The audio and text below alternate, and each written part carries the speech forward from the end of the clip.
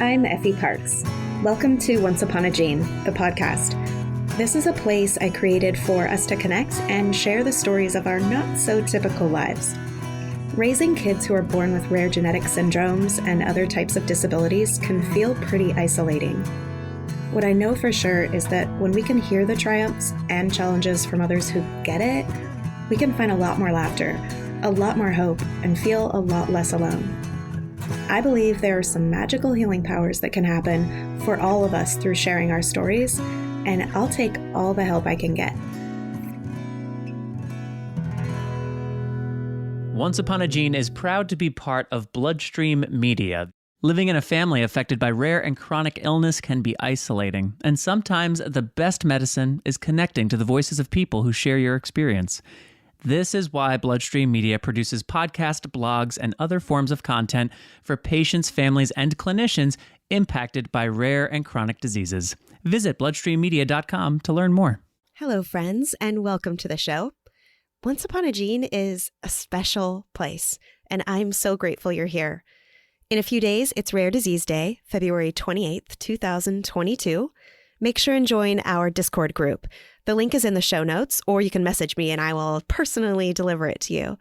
We're having a live Q&A event at 12 p.m. Eastern Standard Time, where we're going to have experts and amazing advocates answering all of your questions.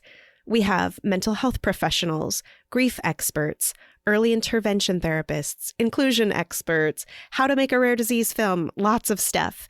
And I really hope to see you there. My guest today is like a fuzzy blanket. She's a beautiful writer and a guest blogger at the Courageous Parents Network and a local rare mom here in Seattle. She lost her beautiful son, Colson, to a mitochondrial disease in 2020. And today we're talking about all the doubling back and the switchbacks and the direction of all of the things from ambiguous grief to palliative care to what the hell do I do now? Please enjoy my conversation with the beautiful Liz Morris. Hello, Liz Morris. Welcome to the podcast. Thank you so much. I'm so happy to be here. Oh my gosh. I was just telling before we were recording that I've been wanting to have you on this show since I met you in just our Seattle group of raising kids with disabilities like forever ago. And I've just watched you throughout the years and you mean a lot to so many people. And I'm just so happy you're here. I'm so happy to be here. And it's so thank goodness for that group, right? I remember in very early days as a mom to a child with a disability and complex medical needs, just floundering, and then finding that group and finding people with so many similar experiences. And I think you and I put the pieces together that we actually very first connected when you needed to get some extra formula or something, or I was giving away extra formula and you ended up coming to my house and doing a porch pickup. And that was when our boys were both really, really little. And now all these years later, we've kind of lived into it, thanks in large part to people in that group. 100%. Yeah. Oh my gosh. Thank the Lord for groups like that in the beginning, when it's the first thing and sometimes the only thing you can find before resources like these blogs and these podcasts have been put up in the last couple of years. Absolutely. Or before you've figured out how the heck to navigate the various systems. Yeah. Totally. Yeah. Okay. Well, as you say in the first line of your latest blog, my brain is buzzing and I just want to talk about so much with you. So I'll try to consolidate it. But just to lay out the land in case anyone doesn't know you, I'd love to know a little bit about Colson and your family. Yeah. So I am always thrilled to talk about Colson. So things to know about Colson. He was a beautiful and magical child. Golden blonde hair, sea blue eyes, buttercream skin. He was just the sweetest being in the world. He was born in 2016 and after a healthy pregnancy, healthy delivery, et cetera, but a few weeks after his birth, he was having some medical issues and he was diagnosed with mitochondrial disease, which is a rare genetic disease that impacts the parts of the cells that turn food into energy. It is a progressive and frequently degenerative disease, and that was the case with Colson. So basically every major system in his body was compromised because it was deprived of energy. So he was both medically complex and severely disabled, and the really difficult kind of I'm air quoting here, life-limiting symptoms of his disease really progressed and manifested in the first year of his life. I think many of his symptoms will sound familiar to listeners of this podcast. He had irretractable epilepsy, he was blind, he needed to use a feeding tube, many other things that I can't rattle off right now, but we had our hands full and we actively engaged with palliative care throughout his entire life because we wanted to really maximize his quality of life. We didn't have a prognosis for him in terms of longevity, but we knew that just because of the severity of his symptoms and the progression that we saw, his life would be short. And he ended up passing away in December of 2020. Pretty quickly, in the big picture, big scheme of things, it was expected that he would die young, but the way it actually unfolded was a matter of hours. So it was pretty jarring. And so my husband and I have spent just over the past year kind of recalibrating. Colson was our only child. My husband, Jacob, and I live just north of Seattle in a really beautiful and supportive seaside community called Edmonds. And he was an incredible father and an incredible partner as we figure out what's next. So I'm really so grateful to have him. But we are definitely in kind of a recalibration phase in the middle of a global pandemic. So what better time? I know, right? Oh, gosh, I'm looking at Colson's bald little head right now. He's so beautiful. And he's so sorry for your loss. That was just so painful to just experience, even from my angle. Thank you. But yeah, that darn kids. I know. Steal our hearts. Speaking of going through this during a global pandemic, it makes me think of something that Daniel DeFabio said a couple times recently, and I wonder what your thoughts are. He said that maybe there's a little twinkle in the fact that our son passed away during a global pandemic because I don't have to face everyone like it's normal life in just a couple weeks, and that I have some time to just melt into our days and maybe try to grapple with things with less pressure. Yeah. 100% agree. And Jacob and I have been very kind of careful in how we try to frame that sentiment with each other and with others, because the whole world has an excuse to kind of, I shouldn't say excuse, but the whole world is hunkering and sheltering and limiting social contact. And that is helpful. I think the way it manifested most directly for us was after Colson died, I just could not imagine doing any sort of service or funeral or whatever you want to call it. I couldn't wrap my head around doing that.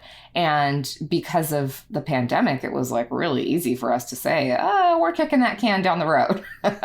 We wanted to be able to do a service where we could gather people together in person to celebrate him. So we ended up doing his service in October of 2020, 10 months after he died. And it was amazing. It was so just what it needed to be. And I don't think we could have pulled something like that together if we had been in kind of typical pre-COVID times where the norm is to kind of do the service soon, And another kind of weird, perverse pandemic silver lining is that Jacob ended up working from home for the last 8 months of Colson's life. And so he was able to really be a part of the rhythm of our days in a way he hadn't been when he was getting up and going to an office every day. And that's also bizarrely precious to us as well. Yes. So much there.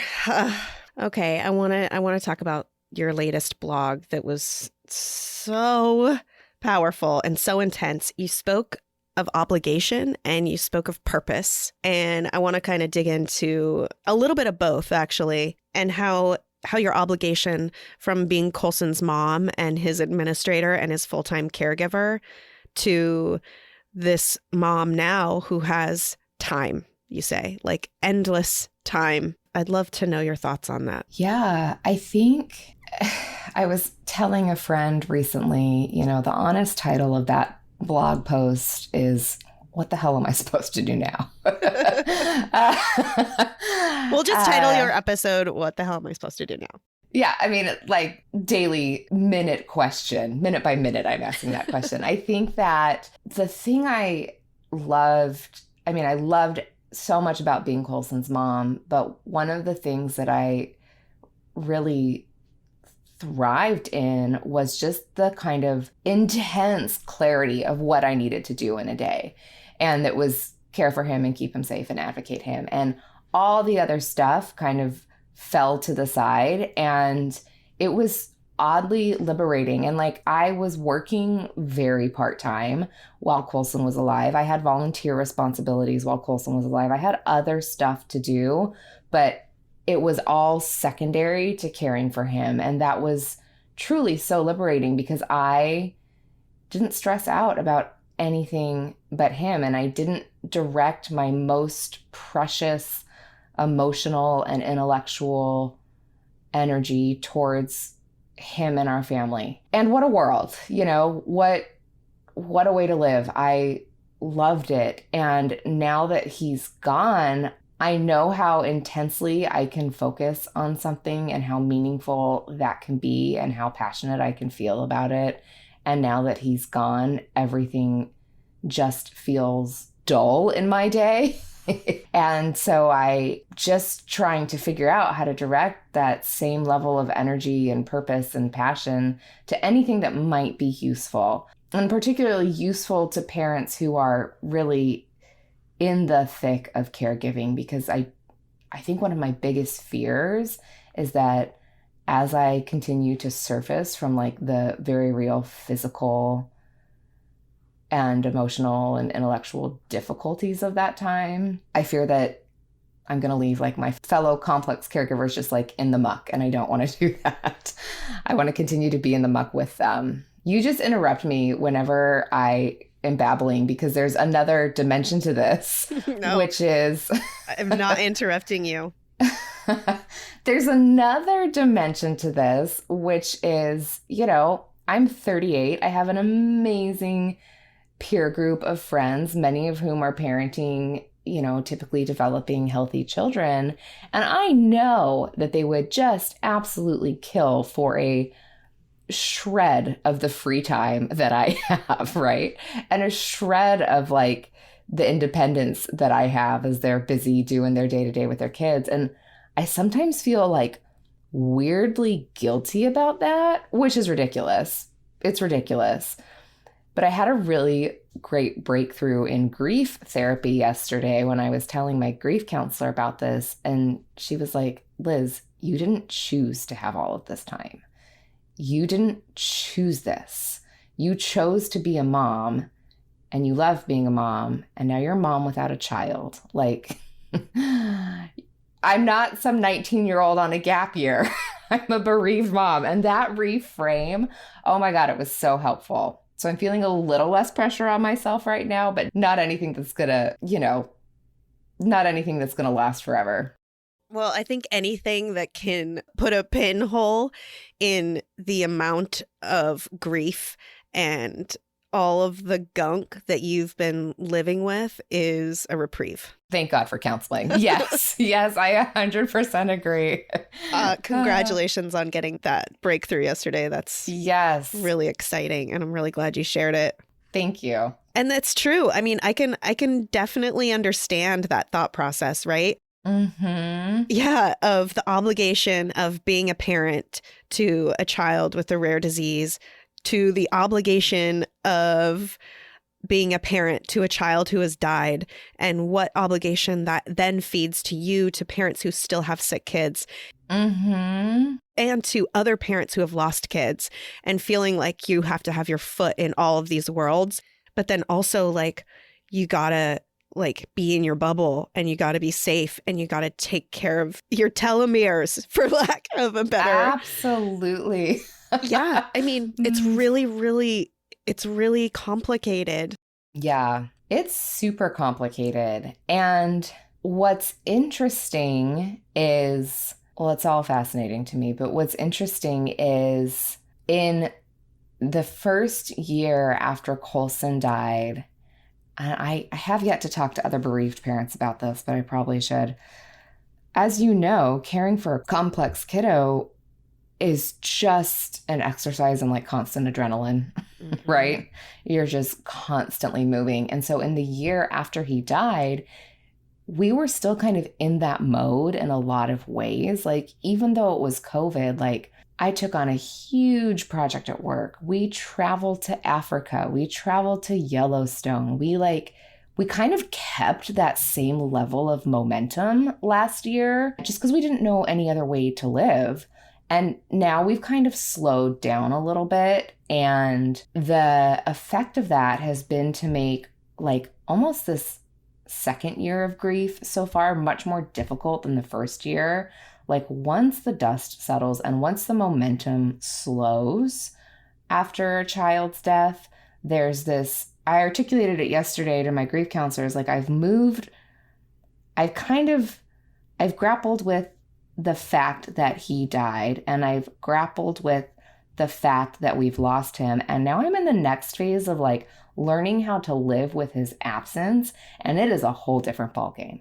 It is a whole different world. And that's where this sense of obligation really comes in, is like, I have to live with his absence, but I also want to honor his memory in my life. You know, how do I make that fit? And that's another piece. Yeah, and just feeling so responsible for it. Yes. Yeah. Like, what hasn't changed? What are some of the static moments in your life that persist from day to day, even though everything has changed? That is such a good question.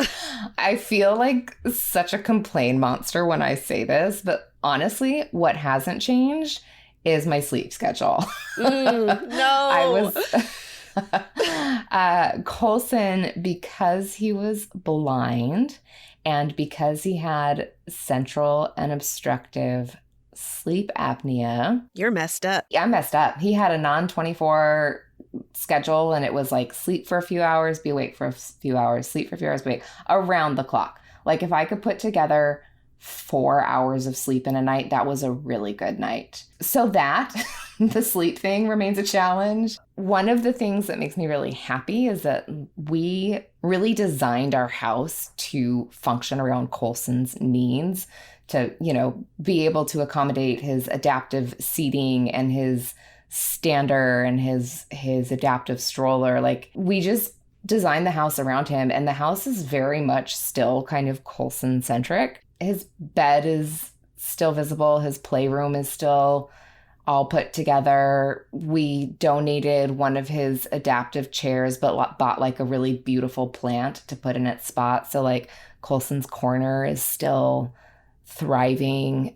Those touchstones in our home feel really incredibly comforting to me, as kind of static reminders of his presence. That's so beautiful. I love that you put a little plant there. I love it. You know, there's something about how we all undergo this fundamental transformation when we become rare disease parents, and how I can only imagine the transformation that probably happens and turns over again and again and again when you lose them. Mm-hmm. Absolutely. And one of the things that kind of an organizing principle for me when Colson was alive that I'm trying to hold on to now that he's gone is this idea of expansiveness. When he was alive, my world expanded. I learned firsthand, you know, some very non-normative ways of being and living, and learned about how many other people were in those spaces. And because I'm a huge nerd, I did a ton of reading. Like, reading is my coping mechanism. So I read some really amazing books about medicine and disability history and non-normative parenting, and all of this stuff really just kind of expanded my view of all these kind of interrelated elements of rare disease parenting. My community expanded with people I met. My love expanded, you know, loving him. And so since he's been gone, I'm really trying to hold on to that expansive mindset. You know, grief is either going to crumble me into a tiny ball, and some days it does. But if I let it, this part of our story can expand my empathy and can expand my resilience and can expand my relationships. I just have to pay attention to what it needs from me. Oof. I love that idea of expansion, and it's so jarring in the beginning too, when you're like, holy cow, I didn't even know this world existed. Well, actually I did, but I pretended that it didn't because it had nothing to do with me. Yes, right. And like another word for expansion is like stretching, being drawn and quartered. Like it's not always comfortable. It's not always pretty, but that makes me wonder, because I hear stuff like this a lot just in private messages from people. Do you want to hang out with parents like us now? Or do you feel like you don't belong anymore? Or do you feel like it's exhausting and that you're on a totally different planet in terms of like awareness and understanding, that it's almost the same as like me talking to that mom who only cares about like what lunchbox she needs to buy her daughter? Like, what is it like, and how does it feel, and what's real about it? Girl, all I want is to hang out with people like you. So it's such a good question. There's so many dimensions to it. So I absolutely want to stay connected and spend time with families who are in this rare disease space. There's a lot in it for me. When I spend time with friends who have children who are like Colson, I feel close to Colson. I, will occasionally babysit. I'll say one of Colson's friends, it was Colson made a friend, again, through the Seattle Parents of Children with Disabilities group. We made friends with a family who had a son who was very similar to Colson, different diagnosis, but kind of same manifestation. And he was Colson's only friend who was like him. So I still occasionally get to babysit this friend and spend time with him because I know how to do his care. And that just makes my heart so, so, so happy. The other thing that I enjoy about staying connected to the community is just watching it blossom and grow and watching the level of support and care that people have for each other. I know that I have had incredibly meaningful interactions with people in the community whose backgrounds are very different than mine, whose political beliefs are very different than mine. And yet none of that matters when we are all organizing around the well-being of children. It is such a unifying community, such a unifying space to be, and I really, really enjoy that. The other piece that feels, it felt fraught when Colson was alive, and it feels fraught now. I'm trying to figure it out. The other piece for me is, I know there's a huge, well, I'll say this. The other piece for me is around palliative care advocacy. My life with Colson, our life with Colson, was beautiful and wonderful and hopeful, largely because we started using palliative care when he was 7 months old. And I was initially so resistant to the palliative care referral, which came from our neurologist when Colson's seizures were not, when it became clear that Colson's seizures were not responding to medication. She made this referral, and my immediate response to her was like, aren't those the people that deal with advanced directives? Like, And she was like, yes. And they also, like, their primary purpose is to help families live into their values in the care of their children. And sometimes that care does include end-of-life care, but often it doesn't. Oftentimes it's, how do we just make this really complicated life more rich and more powerful and more beautiful and make really complicated decisions in a way that aligns with our values? And part of my desire to stay connected to the community of rare disease parents is to continue to advocate for palliative care because it's such a powerful, transformative resource. But I also know that it's a scary one to come to for the first time. Thank you for bringing up palliative care. And I loved your definition of it when you said to help families live in their values. Jennifer Seidman says that a lot. I don't know if you caught the most recent episode of Once Upon a Gene TV, but we talk all about palliative care. Oh, I love that. And why aren't rare disease families referred to palliative care like the second they get a diagnosis, first of all? I feel like it's a hidden thing a lot of the time that you don't know about until you know, and then you almost have to beg for it. I don't know if it's because there just isn't enough space or what, but I think every rare disease family deserves a palliative care referral. I absolutely 100% agree. And, you know, I'm not a doctor, I'm not a medical expert, but my understanding is that a lot of physicians, not even physicians, basically a lot of the team members who are involved in children's care don't have training in palliative care referrals and are hesitant to offer them because it is a scary conversation to broach.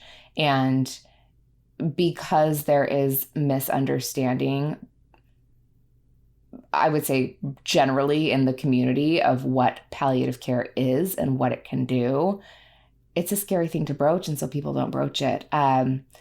And I'm right now working as a family advisor with a group of palliative care experts who are working to develop some curriculum for non-palliative care providers, so people working in the medical field who aren't necessarily trained in palliative care, to communicate using some of the skills that are used in palliative care and to potentially, you know, learn how to broach referrals in that space, which I think there's a huge need for.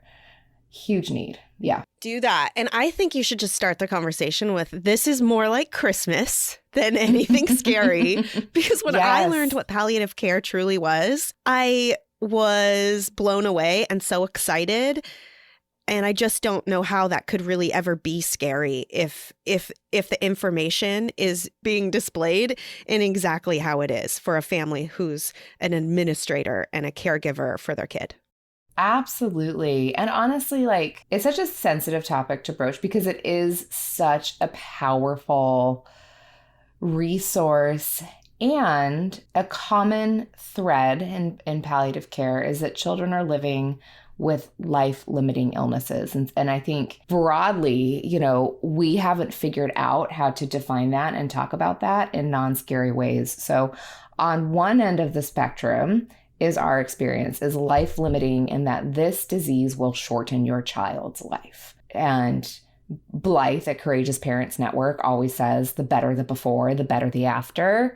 And palliative care helps make the before as good as it absolutely can be. And I've personally benefited from that. But so there's that end of the spectrum. But then there's everything else that precedes it that might, again, I'm air quote, limit a child's life in some ways in terms of intellectual or physical disability, right? Or things that just make it difficult for them to participate in activities of daily living that most children and families take for granted. And that kind of framing around life limiting, I think we, the palliative care community, et cetera, doctors haven't kind of figured out how to frame that up and how to qualify that in ways that are most appropriate for palliative care, as opposed to like just, you know, early intervention and services from the school district, you know? I love Blythe so much. And I love that sentence, the better the before, the better the after. For anything, right? Like making it a softer landing, having some sort of tenderness to something before. And it actually kind of makes me think of something totally different. I wanted to talk about it because it's in my brain now. And I want to know what the difference between you living with like your ambiguous grief while Colson was alive and the type of grief that you were living after, and if any of that fits in there. Oh my gosh, such a good question. So definitely a lot of ambiguous grief when Colson was alive. I did a lot of active anticipatory grieving while he was alive. So I really, really spent time with and stared down the fact that like my child was going to die young. That helped me in the immediate aftermath of his death. It was a thing that we had almost been waiting to happen, like kind of looking around every corner, right? Like, when is this going to hit us? When is this going to upend our lives. And there was this bizarre sense of like, okay, it's happened. Like, it has happened. So I did carry that grief that I had done before his death forward into this kind of next phase of living without him. And again, palliative care support really helped me think through that. Part of it comes around, and again, I might be swirling, so pull me back if you need to, but part of it really comes around the decisions we made when he died. So again, the better the before, the better the after. When he died, we had to make some very, very, very quick decisions about whether or not we were going to pursue more aggressive intervention. He had been intubated, but they were unable to get him on a vent because his lungs had been damaged from a very quick onset and quickly destructive pneumonia. They couldn't get him on the vent, and we had the option to put him on AC ECMO, which is basically heart and lung bypass, the highest level of life support. And because of the conversations we had had with palliative care and because of the work that we had done around what we wanted his life to look like, we were able to shape what we knew his death needed to look like. It wasn't even a choice. Like, it wasn't even really a choice for us when he died. It was, we were listening to his body. We were listening to our values. We knew that a more aggressive intervention was not right for our family at that time. And so we let him go. And again, carrying that forward into now, we feel so clearly that moment of clarity and acceptance was an act of love and was something that palliative care absolutely prepared us for. And our grief now, I think, has been mitigated, potentially somewhat lessened, that we're not agonizing whether or not we made the right decision. That agony of that decision has been removed from us because we had palliative care. And I think the other thing from living into palliative care and with palliative care while he was alive that has helped us now is I really accepted early in Colson's life that every future was going to be difficult. Every future as his mother was going to be hard. There was the future where he was here, but he was severely disabled and medically complex and just growing into a body that was actively working against him. That was going to be hard. Or he would die. And that was going to be hard too. The crux of it for me was which version of hard was going to be the least hard for Colson. And that was so abundantly clear how it needed to play out when he died. And again, that's helped. That's helped now. Here, I'm on a hard path that I knew I was going to be on, and I know it's the right path. Oof. I mean, I'm speechless. I really am. God, what an incredible piece of insight that you had into being able to focus, if you will, in making those decisions and looking forward with that mindset. I'm so grateful that you had palliative care, and I'm so grateful that it mitigated any agony whatsoever.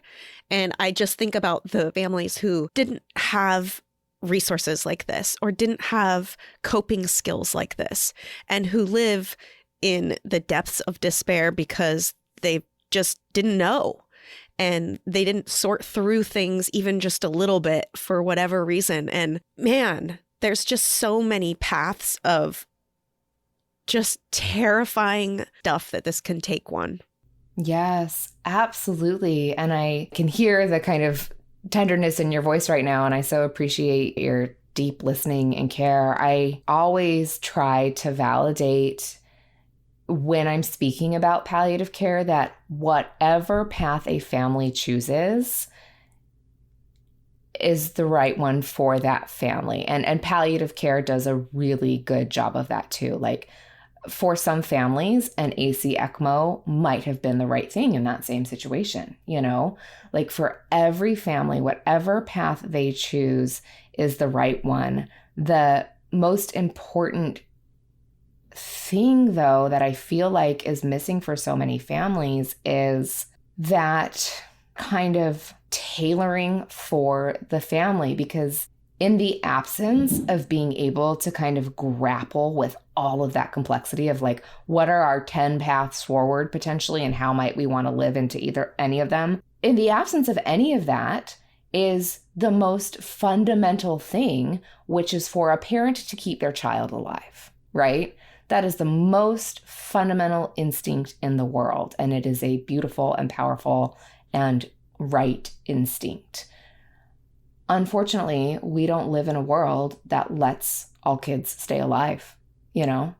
And we don't live in a world that lets all kids stay alive with quality of life. And that's such a poop sandwich to have to accept.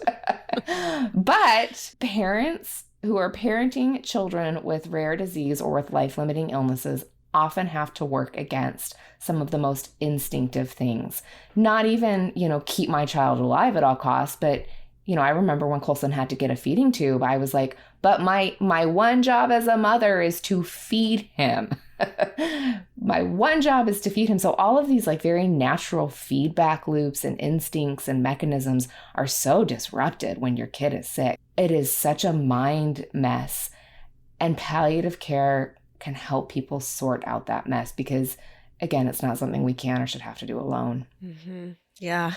That reminds me, another thing that I always remember Jennifer saying is that palliative care they're your quarterback, right? And they help you remember what your plans were. And then they help you change them and tailor them to how your family is right now.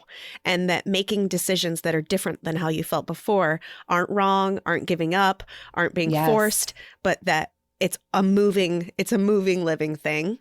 Yes. And it's having that support to help you kind of go through all of that stuff that, you're right, disrupts the natural human instincts and just help carry it. Yeah. And helps, I think, reduce some of the pressure. I'll speak candidly about this because why not? Towards the end of Colson's life, like in the few months before he died, I was feeling very strongly that we needed to pivot our caregiving to comfort care only. I was feeling very strongly that he was like in another phase of his disease, of his life, and that we were on the decline. And I had begun having those conversations with Jacob, and those are really heavy, hard, intense conversations. And we knew that we didn't have to exist in that pressure cooker ourselves, right? We knew that we could call in palliative care to help us have those conversations. And that relieved a lot of pressure on us as a couple, on us as his parents. And it was kind of on the to-do list, right? On the to-do list, talk to palliative care about switching to comfort care. But just having that pressure valve, interpersonal relationships in a partnership, in a family, in a marriage is really helpful too. Okay, well, I have a million things that I want to talk to you about, but for today, I'll just ask you one more question. Mm-hmm. I want to know what is actually burning in your soul right now in regards to purpose, in regards to obligation, and everything that swirls around and that you haven't decided, but what is it actually speaking to you, and where do you feel warm right now? Oh, Effie, that's such a beautiful question. Honestly, we joke about this in our household, but the thing that is giving me the most energy and the most hope is obtaining more children. Because of the genetic nature of Colson's disease, we are not able to have more biological children, but we've decided to become certified foster parents. And as part of going through the certification process, we're hoping to learn more about what type of fostering might be best for our family, and kind of going back to this nature of expansiveness, kind of expanding the circle of love and the circle of care. A lot of the goal of fostering is reunification, is reunifying children with their birth families. And I think, I know how much I benefited from an expansive support system while Colson was alive. And if we can be that for another family in a difficult time, I want to be that. So that's where my energy and my hope is right now. That's amazing. Wow. I love that so much. I love the reason behind that. I love that so much, Liz.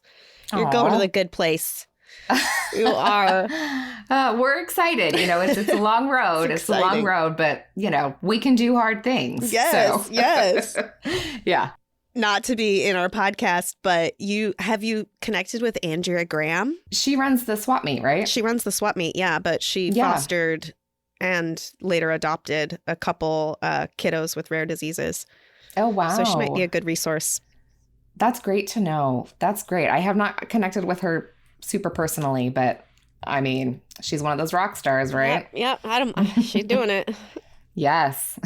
Okay, Liz. Well, I love you so much, and I'm so grateful that you were here today. I think that what you have to say, I know what you have to say, just it ripples between so many different families in all of their walks of life. And you're not just speaking to parents who lost a child or parents who have a child with a shortened lifespan. You're speaking to so many in the community, and your wisdom is just so beautiful and it's so gentle, and you're just such a treasure. So thanks for being my guest today. Thank you so much for having me. This was lovely. And I love you too. And I love, love, love seeing videos of your kids and family. Thank you. On the Facebook. And I'm so glad Ford is doing as well as he is. Thank you. Thank you. All right, my friend. All right. I hope you've been enjoying this podcast. If you like what you hear, please share this show with your people, and please make sure to rate and review it on iTunes or wherever you get your podcasts. You can also head over to Instagram, Facebook, and Twitter to connect with me and stay updated on the show. If you're interested in sharing your story, or if you have anything you would like to contribute, please submit it to my website at effieparks.com. Thank you so much for listening to the show and for supporting me along the way. I appreciate y'all so much. I don't know what kind of day you're having, but if you need a little pick-me-up, Ford's got you.